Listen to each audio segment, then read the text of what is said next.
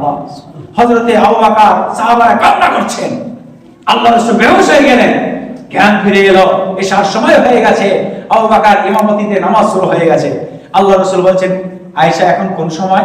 বলে এশা, জামাতের টাইম পার হয়ে গেছে, আপনার অপেক্ষা করে সাহাবারা পায়নি, তার জন্য আমার আব্বার ইমামতিতে সাহাবারা নামাজ শুরু করে দিয়েছে।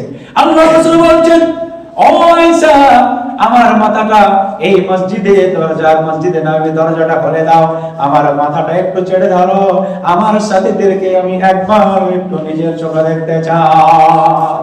সুবহানাল্লাহ। হযরত আয়েশা বলছেন, বিশ্বনবীর মাথাটাকে ছেড়ে ধরলাম, বিশ্বনবী সাহাবাদের দিকে দৃষ্টিপাত করলেন, দেখলেন, দেখার পরে আবার বেহুশ হয়ে গেলেন, আবার জ্ঞান ফিরছে। হযরত আয়েশা বলছেন, আমি দেখলাম বিশ্বনবীর দুই চোখের কোণা দিয়ে পানি গড়িয়ে গড়িয়ে পড়ছে। বিশ্বনবীকে বলছেন, আয়েশা, ইয়া রাসূলুল্লাহ, আপনি সাহাবাদের দেখলেন আর এইভাবে কেন কান্না করতেছেন? বিশ্বনবী বলছেন, আয়েশা, এটা দুঃখের কান্না নয়, এটা আনন্দের অশ্রুপাত হচ্ছে, আনন্দের জন্য কাঁদছি। আমি মরে যাব, পৃথিবী থেকে চলে যাব, কিন্তু কাল কিয়ামত পর্যন্ত আমার উম্মতবাসীরা এইভাবে যদি নামাজ পড়তে পারে, আল্লাহর কাছে তাদের জন্য আমি সাকরাত করব।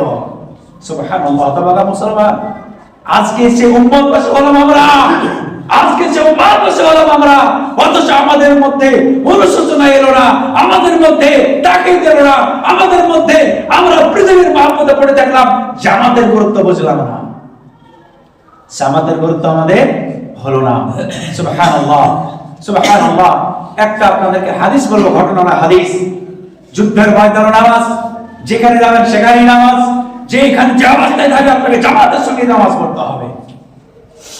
হযরতে আবু ওসামা সালমানকে সম্বোধন করে বলছেন যে, হে সালমান, তুমি আর আমি একটা গাছের নিচে বসে আছি, এমন সময় ওই গাছের নিচে বসার পরে একটা শুকনো ডালকে এইভাবে হিলিয়ে দিল, নড়িয়ে দিল, যেমন নড়ানো হলো, শুকনো গাছের যত পাতা ছিল সব খসে পড়ে গেল।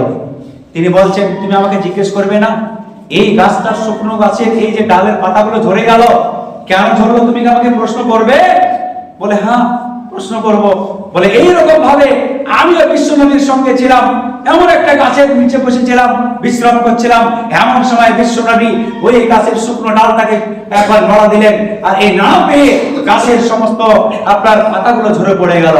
বলে, বিশ্বনবী বলছেন, ও সাহাবা, তুমি কি জিজ্ঞেস করবে না আমাকে এই শুকনো গাছটা নড়ালাম, এর পাতাগুলো কেন ঝরে গেল, তুমি কি এর কারণটা জানতে চাও না? বলছেন, ইয়া রাসূলুল্লাহ, আপনি বলুন, ব্যাখ্যা করে বলে দিন, শুনতে চাই। বিশ্বনবী বলছেন, ও সাহাবা, শোনো, কিয়ামত পর্যন্ত যদি আমার উম্মতবাসীরা 5 ওয়াক্তের নামাজ আদায় করে, সঠিক সময়ে যদি নামাজ কায়েম করতে থাকে, তাহলে পারে দিনে রাতে তাদের যে পাপগুলো হবে, আমি আল্লাহ তাদের পাপগুলো এই গাছের পাতা নাই ক্ষমা করে দেব, ঝরিয়ে দেব। বলেন সুবহানাল্লাহ, আল্লাহু আকবার। আর একটা কথা বলবো, শেষ করে দেব। আল্লাহর রাসূলের কাছে একজন সাহাবা এসে জিজ্ঞাসা করছেন, হযরত মুআয বিন জাবালের হাদিস, সেই হাদিস তো একটা বলবো, লম্বা হাদিস। আল্লাহর রাসূলকে এসে জিজ্ঞাসা করছেন, ইয়া রাসূলুল্লাহ, আমাকে এমন একটা আমল বলে দেন, ওই আমলটা করলে আমি জান্নাতে চলে যাব।